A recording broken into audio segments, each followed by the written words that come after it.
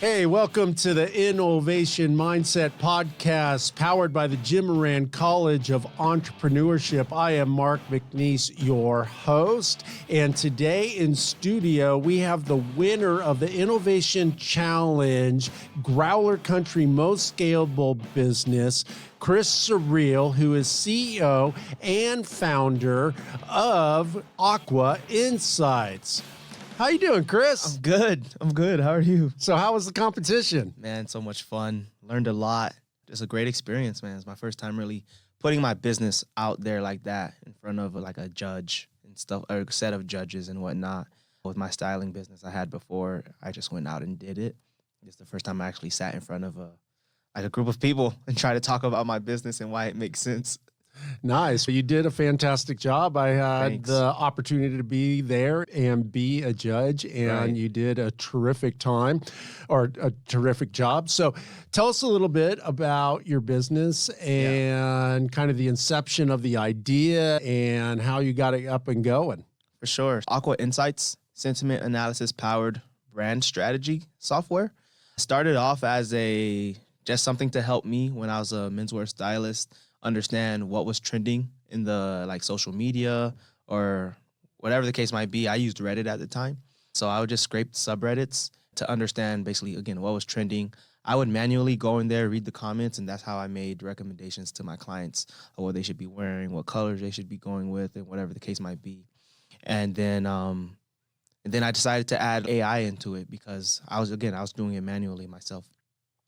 And I figured with AI, we could just read all those comments and the algorithm would then recommend a brand strategy or solution to whatever it was reading. And so, that's the inception of it. Just I took my styling business and I had a professional and education background in data science, data analyst and whatnot. And I just found a intersection between my two worlds. No, that's super cool. Yeah. So take us through a little bit. What's your kind of ideal customer and what's your value proposition? What are you going to do for them? Yeah, so I am looking for apparel brands who technically have a rolling 12-month market capture loss.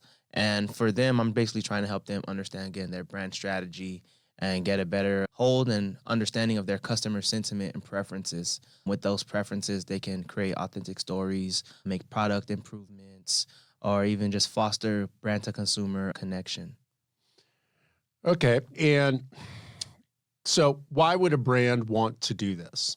Yeah, so I believe a brand would want to have a software like Aqua Insights helping them with this because that negative rolling 12 market capture shows that there's some signals a potential gap in customer understanding and customer preferences.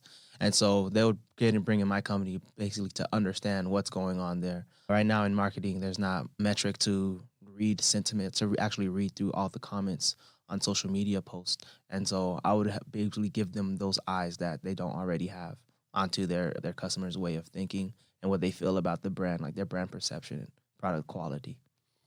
Okay, so then what would be the ideal picture of success for them? What are you helping? What decisions are you helping them make tangibly to have this better brand connection? Yeah, so I believe what Aqua Insights brings to them is, again, not only that sentiment of what's going on, but then they can use that sentiment to better their marketing efforts, get their marketing efforts to hit better with that target audience, that target consumer. Or they might even have a completely different buyer segment than their original target audience. And if they wanted to either keep that the same or change it up, they're able to see that through the sentiment and the demographics of who's actually shopping and leaving reviews for that brand. Do we update our marketing to this demographic we didn't know we had? Or do we change it up completely so we can continue to go better after the target audience we specifically want? Okay.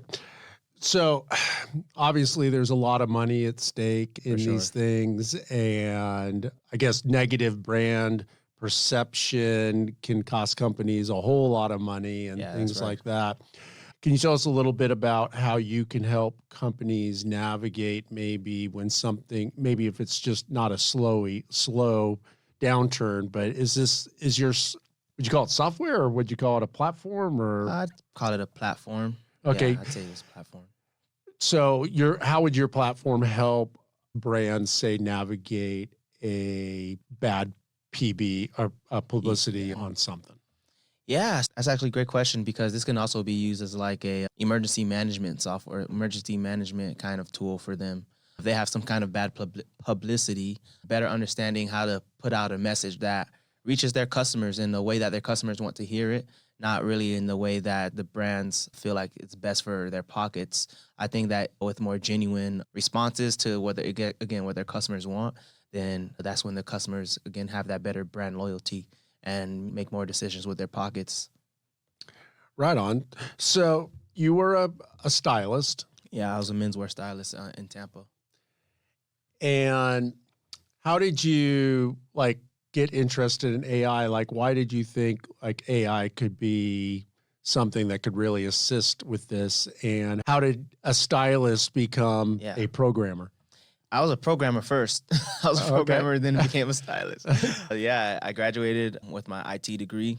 My first job out of undergrad was as a data scientist, data science, like accelerated development program. So I've always been in that space, understanding data and what the power it has to businesses, really. And a buddy of mine made the Forbes Under 30 list, and he brought me to the Forbes Under 30 conference in Boston. He had me there as one of his VIPs. And when I got back to Tampa after that, I was like, yeah, something's got to give, right? People are doing something. I want to make more of my life than what I'm doing now. And yeah, my family was always into the whole fashion thing. My mom was a seamstress growing up. So that's how, we had food on the table. I saw clients come in and out the house all the time, woke up to the sound of the sewing machine going, fabric everywhere. And so I always knew I wanted to be in that realm somehow, some way, but I just didn't think I could make a career out of it because only time I saw it wasn't in the house, in my garage on the sewing machine. And yeah, just if I want to get into the fashion industry, the way I found that had the least capital was just to become a stylist. Just say I'm a stylist. I can probably convince somebody to pay me to do it. And so, yeah, so I became a stylist. And in that, I just figured I felt like I was just not using all of my resources by just being a stylist. How do I take this kind of career to the next level? And of course, AI is like the future. A lot of companies are investing in their AI efforts and on their data infrastructure and whatnot. So I figured, yeah, let me see what this might do for me here. And just the idea just popped up one day. Instead of me going after my clients and sitting down and listening to what they have to say about brands or about fit or about patterns, fabrics or whatnot, that data is all over the place on the internet about people leaving like custom product reviews or brand reviews, whatever the case might be. And I figured I can use that to basically say, hey, this X amount of customers for this brand think this way. Outside of the normal like 4-star, 5-star reviews and that Amazon or whatever does. No, it makes a lot of sense that there's a lot of information out there that you could capture. How's the response been from brands so far? About my software? Yeah, so real interesting. A lot of brands think this would be something great for them. I think the main concern has been data quality. There's just so much data on the internet right now. But in my time as a stylist, when I was doing that manually, this is back in like 2019, 2020, when I was manually going through all of this data, what I realized is that I was finding training data. So I would find like the keywords instead of looking at let's say Air Jordan 1s, and just searching that and the Air Jordan 1 reviews, I put Air Jordan 1s, but then it must include the word like or the word love or the love, things like that. I was finding keywords. At the same time, I was also finding like words I didn't want to include in my search. Then identify, if I found a comment that, this is exactly what I'm looking for, I'd always write it down or just keep it somewhere recorded. And with that information, then I was able to feed that into an algorithm, and the algorithm can now read comments and say, okay, how related is it to these qualifiers that I had already put into the program and whatnot.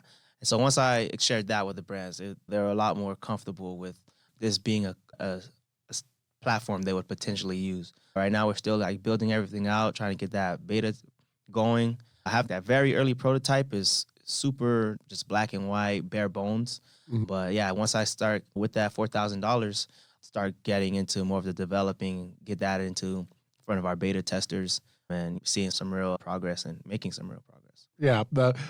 Just for our audience, Chris won $4,000 at the InNOLEvation yeah. Challenge for winning the Growler Country Most Scalable For sure. business. So, yeah, that's a good infusion of cash into your business. Yeah, so theoretically, like how much data do you need to scrape? How many comments do you need to really figure out like trends and things like that? a lot. Well, that's the thing, right? Because if let's say there's a product has 100 comments on it, 100 reviews, that's a very small number versus the millions of people shopping with this brand a year. So taking that into account, taking into account language, taking into account, I think, like demographics, psychographics, how people grew up, all of that plays a part into the emotions and that people have towards any given product or service that they want to use. I guess the main thing about all of this is that my whole thing is just I'm more so looking at the consumer side. Like, how do I get this consumer more confident in this brand? Strategy is all about beating the competition, really. So how do I implement my customers' very own feedback into my strategy? What do you mean by that? Which part? Implementing or putting your customers in the feedback, or what you just said. Yeah, putting their feedback into the strategy, using that data, that recommendation that would come from the AI. Okay. Putting that into What would that look like? I think that would look like I mentioned before, I think that would look like updating your brand strategy to a point where, the customers realize that their feedback is being heard by someone somewhere, kind of thing. I think once you see there's a general sentiment across your customer base, and then your marketing platform starts to speak to that, then it's okay. They heard us complaining about the strap on this shoe. They heard us complaining about using some celebrity that's not in a good light for this brand that I've loved, or something like that. When you think about this, is this more at the SKU level or the brand level, or both? Both. I think it could be used for both, because at the SKU level, it can be a great brand perception of, I don't know, again, let's go back to shoes. Let's say, I don't know, Christian Louboutin has some nice red bottoms, right? This new SKU they just put out. Great brand perception, but this shoe, some reason, the sole of it is really sloppy. I don't know why it would be, just for example. And now there's plenty of reviews on this SKU. Yeah, the sole keeps popping out, or whenever I'm walking for X amount of time. Then the brand, instead of remember, I think in my presentation I talked about a lot of returns. Now, instead of the brand seeing a wave of returns on this one SKU, they would get the comments immediately or instantly.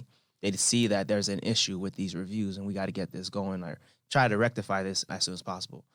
On the brand perception side, and in my presentation as well, I talked about like the Kanye Adidas, or we can even talk like Tiger Woods and Nike, right? Tiger Woods just left Nike Golf, and that changed the brand perception of Nike Golf. Okay, what do people think of our brand now that Tiger's gone? Now that we don't have that celebrity, what can we do to update our brand perception in Nike Golf to get everyone on board and whatnot? I think it can go both ways, but I'm here to hear your game too. Yeah, I'm always here to learn. So. Yeah, no, we're here to talk about your company and everything, not what I think. But I do have a question though, as far as AI. So I'm sure you're familiar with Grammarly. Yeah. So on Grammarly, like when I'm typing something, it'll tell me how it's coming across. Like it sounds confident or it sounds angry, which I never get because I'm not angry. Right. Different things like that. Yeah. Is that something that your platform does, or you think, hey, people's comments overall all have this kind of sentiment? That's natural language processing. It'll read the comment and identify the polarity, positive, negative, neutral, and then the intensity, angry, confident, sad, happy, and whatnot, for sure.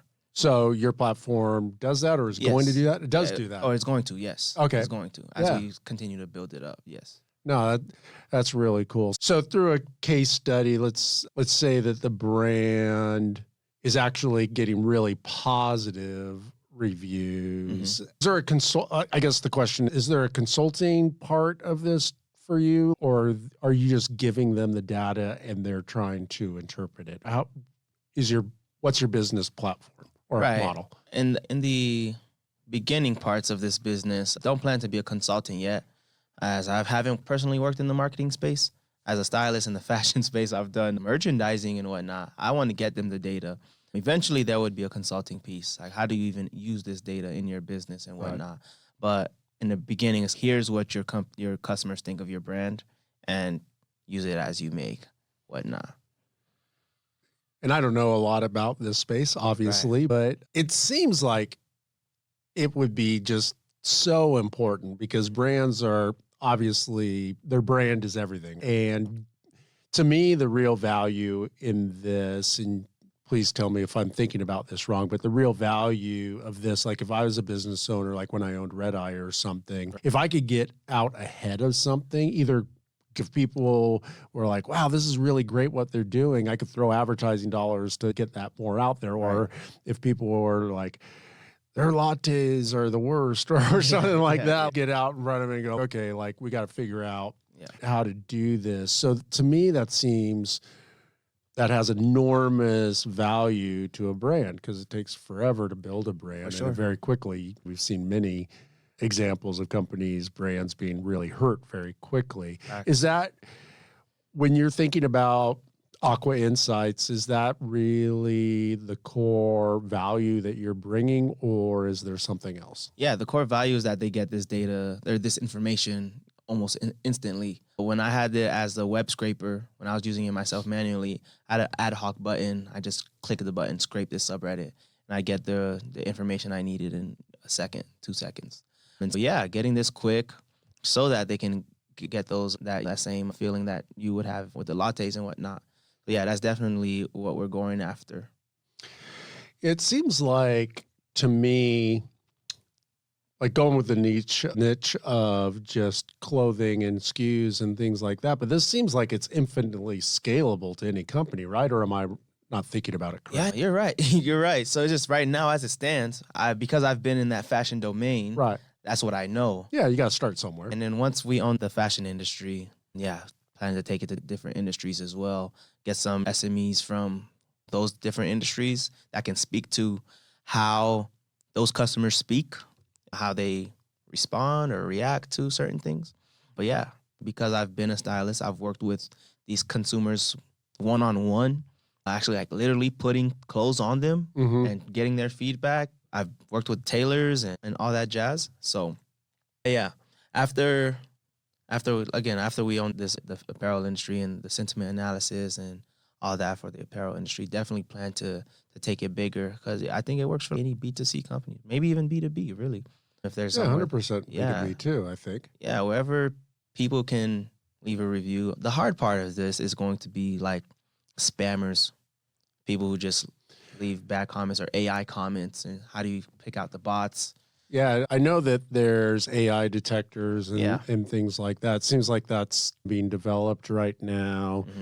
Do you envision that being like just improving, or do you think who do you think is going to win? The bots? Are they going to be able to mimic humans better, or is AI going to be able to figure out its AI trolls?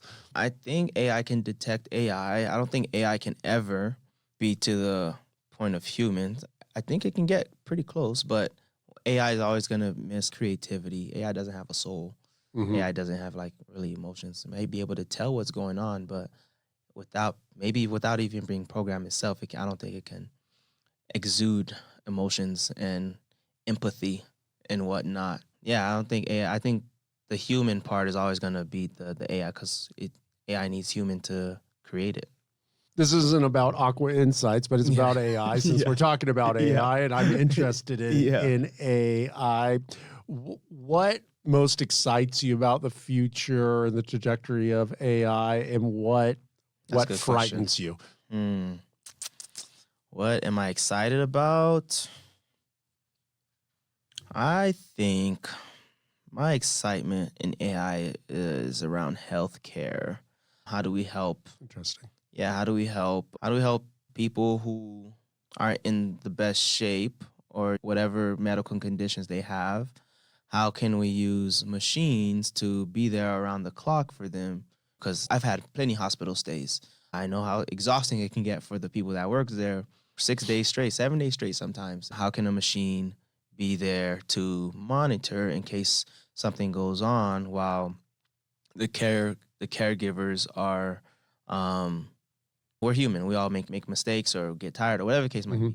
So that's what I'm most excited about when it comes to AI. And what terrifies you? What's the Terminator version of the future of AI? Yeah, that Neuralink stuff, putting AI in the brain. That kind of that's weird, man. That's weird. I don't get it. Maybe that's why it scares me. I don't really understand it yet. I haven't done a lot of research in the space, but it creeps me out. So okay, we'll see.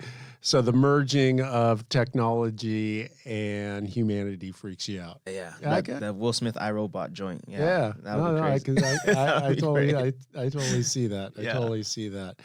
Starting companies super hard. Yeah, tough. And there's always challenges and things like that. What's been one of your greatest aha, like surprises? This is cool. I didn't really see this. And then on the flip side of that, what's been like, man, this is a grind. Like, I didn't see this coming. I think the aha thing was I learned I didn't have to spend that much money. When I first started in the business, I think I was just throwing money at every issue I had. Let me hire someone to do this. Let me find a businessman. Let me pay this person. I was throwing money at all the issues just because I thought that was the way to do it. This is the investment I need to take. And honestly, still, if I would do it the same again, I'd do it the same way because I think I learned a lot. So that was probably my aha moment. Like there are ways around just being ingenious, right? Creative. Did I say that right? Ingenuity. Yeah. So ingenuity, creativity. With those, you can really make a dollar stretch, especially as a business owner. Finding the right resources. And then the grind is that you just have to do it, right? Any business that you're doing, you have to do it, right? As a stylist, I had to be the one up all night putting custom wardrobe plans together. With Aqua Insights, I have to be the one up doing this kind of research on the keywords and not words, all right? Or keeping up with this industry trends and whatnot. I think that's the grind is just making sure I know my business better than anyone else does in case I get into conversations like the pitch competition, these settings like this. Of course, always open to learn, but always being able to speak to what I'm doing and what's going on in the industry so I don't look crazy.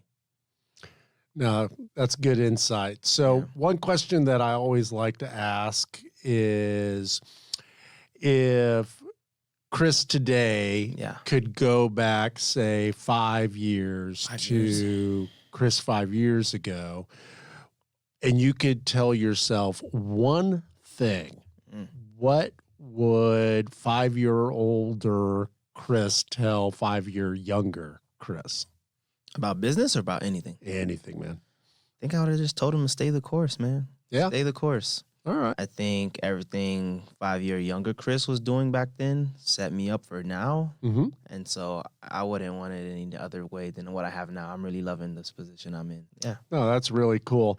So this is the most important question of the whole podcast. You as a stylist, I would like to know who is the best dressed faculty member of the Jim Moran College. It is Dr. Mark McNees. No, come on.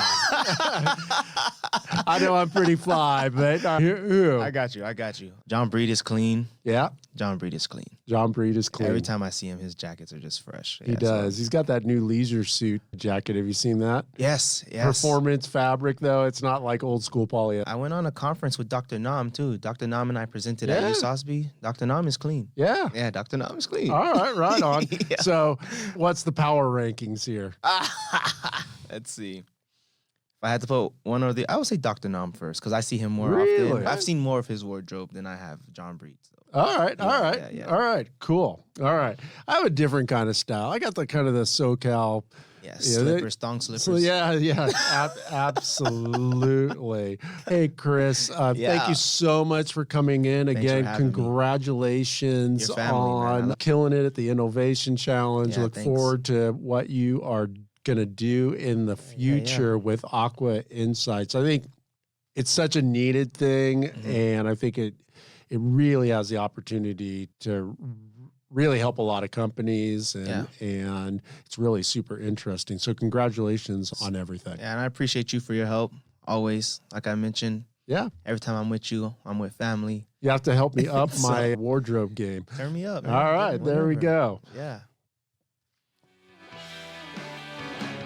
Hey, thank you for tuning in to the InNOLEvation Mindset podcast powered by the Moran College of Entrepreneurship. If you enjoyed this episode, please like, comment, and share.